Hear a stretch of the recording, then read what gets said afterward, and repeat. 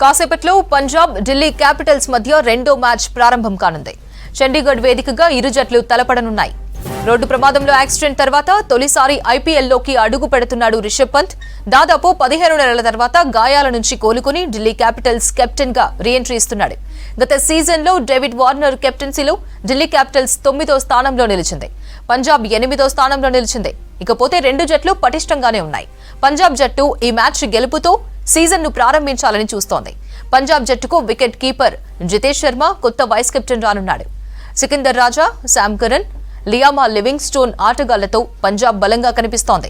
Delhi Capitals Rishabh Pant కెప్టెన్సీలో మొదటి match లో బోనీ కొట్టాలని చూస్తోంది. మరిన్ని డీటెయిల్స్ తేజస్విని లైవ్ లో అందిస్తారు. Tejasvi, Kings Punjab versus Delhi Capitals match updates ఏంటి? ఎవరికి విన్నింగ్ ఛాన్సెస్ ఉండే అవకాశం ఉంది?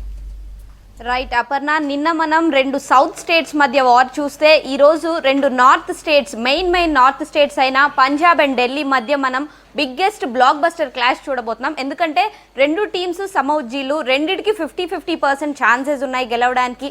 అండ్ మెయిన్గా పంజాబ్ చూసుకుంటే పంజాబ్ వాళ్ళు కొత్త స్టేడియం, వాళ్ళకు కూడా ఇంతకు ముందు అక్కడ ఆడిన ఎక్స్పీరియన్స్ లేదు. ప్రాక్టీస్ విషయంలో మాత్రమే మొహాలీ నుంచి ఇది ముల్లన్పూర్ స్టేడియంకి మార్చడం జరిగింది.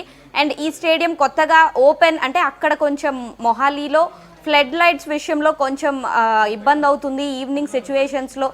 కాబట్టి ఇలాంటి ఒక పెద్ద స్టేడియంని కట్టి దీన్ని ఈరోజు ఓపెనింగ్ చేయబోతున్నారు. 36th పిచ్గా ఇది ఐపీఎల్లో అయితే ఉంది. అండ్ ఈ పిచ్లో ఏ కండిషన్స్ అనుకూలిస్తాయి అనేది ఎవరికి తెలియదు. కాబట్టి ఆల్రెడీ పంజాబ్ కింగ్స్ టాస్ గెలిచి ఫీల్డింగ్ ఎంచుకుంది. అందుకే అంటే ముందు ఫీల్డింగ్ చేస్తే సిచ్యువేషన్స్ ఏంటో క్లారిటీ వస్తుంది అనే కాన్ఫిడెన్స్తో పంజాబ్ కింగ్స్ శిఖర్ ధావన్ చెప్పడం జరిగింది. ఆ క్లారిటీ కోసం మేము ఫీల్డింగ్ చూస్ చేసుకున్నామని. కానీ రిషబ్ పంత్ ఐడియాలజీ డిఫరెంట్గా ఉంది.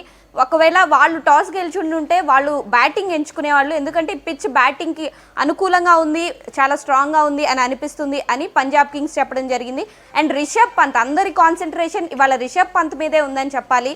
ఎందుకంటే ఆఫ్టర్ 15 months చాలా పెద్ద యాక్సిడెంట్ తర్వాత అసలు బతికితే చాలు అనుకున్న సిచ్యువేషన్ నుంచి కేవలం 15 monthsలో అంత పెద్ద యాక్సిడెంట్ నుంచి, ఇంజురీస్ నుంచి బయటపడి ఇవాళ బ్యాటింగ్ అండ్ వికెట్ కీపింగ్ కూడా చేయబోతున్నాడు రిషబ్ పంత్. బేసిక్గా తన కాల్లో ఇంజురీస్ ఉండడం వల్ల చాలా స్టిచెస్ ఉన్నాయి ఇప్పటికి కూడా. అయినా సరే అసలు వికెట్ కీపింగ్ ఇంకా లైఫ్లో చేయలేడు అనుకున్న సిచ్యువేషన్స్లో రిషబ్ పంత్ ఇవాళ వికెట్ కీపింగ్ అండ్ బ్యాటింగ్లో ఎలాంటి హిట్స్ కొడతాడో కూడా ఆల్రెడీ ఆడియన్స్కి తెలుసు. సో 15 months తర్వాత వస్తున్నాడు అండ్ ఫస్ట్ మ్యాచ్ ఆడబోతున్నాడు.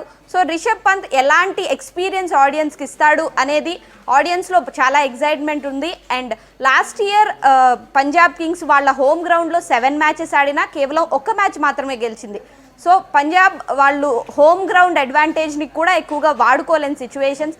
అండ్ 2014 తర్వాత పంజాబ్ కింగ్స్ ఇప్పటి వరకు ఒక్కసారి కూడా ప్లే ఆఫ్స్కి క్వాలిఫై అవ్వలేదు.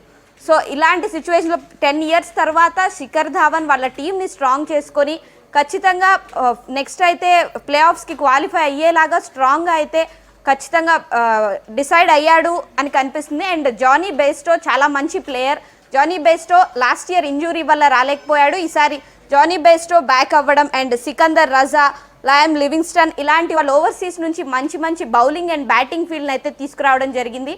సో వాళ్ళ టీం కూడా చాలా స్ట్రాంగ్గా ఉంది. అండ్ వీళ్ళ బౌలింగ్ టీం కూడా హర్షదీప్ సింగ్, ఇలాంటి కగిసో రబాడా చాలా మెయిన్ బౌలింగ్ కూడా ఉంది. అండ్ ఢిల్లీ విషయానికి చూసుకుంటే అక్షర్ పటేల్, కుల్దీప్ యాదవ్, ముఖేష్ కుమార్ లాంటి మెయిన్ బౌలర్స్ ఉన్నారు. And David Warner, Mitchell Santner వీళ్ళిద్దరూ మెయిన్ ప్లేయర్స్ కాబట్టి వీళ్ళ మీద కూడా చాలా కాన్సన్ట్రేషన్ ఉంది. ఎందుకంటే డేవిడ్ వార్నర్ చాలా రన్స్ చేసిన ఐపీఎల్లో హైయెస్ట్ రన్ గెటర్గా కూడా అతనికి మంచి రికార్డ్ అయితే ఉంది. సో వీళ్ళందరి మీద కాన్సన్ట్రేషన్ ఉంది. And last year David Warner చాలా మంచిగా లీడ్ కూడా చేశారు కెప్టెన్గా. సో ఇప్పుడు రిషబ్ పంత్ ఫస్ట్ మ్యాచ్లో ఎలా ఆడతాడు అండ్ గబ్బర్ శిఖర్ ధావన్ ఎలాంటి స్కెచ్లు వేసి ఈ మ్యాచ్ గెలవడానికి ఎలాంటి స్ట్రాటజీస్ అయితే అప్లై చేస్తాడు అనేది అయితే చూడాలి. ఖచ్చితంగా ఇద్దరికి ఈక్వల్ అడ్వాంటేజెస్ ఉన్నాయి అండ్ ఇద్దరు ఈక్వల్ ఛాన్సెస్ ఉన్నాయి గెలవడానికి. సో ఎవరు గెలుస్తారో చూడాలి మనం కూడా.